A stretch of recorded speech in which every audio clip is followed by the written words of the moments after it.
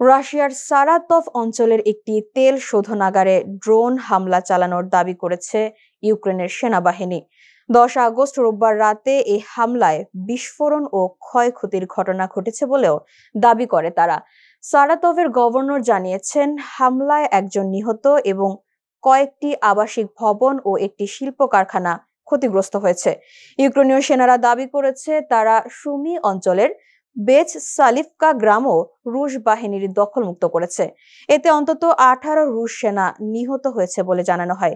এদিকে রাশিয়াকে ভূখণ্ড ছেড়ে দেওয়ায় ট্রাম্পের প্রস্তাব প্রত্যাখ্যান করেছেন ইউক্রেনের প্রেসিডেন্ট ভলোদিমির জেলেনস্কি।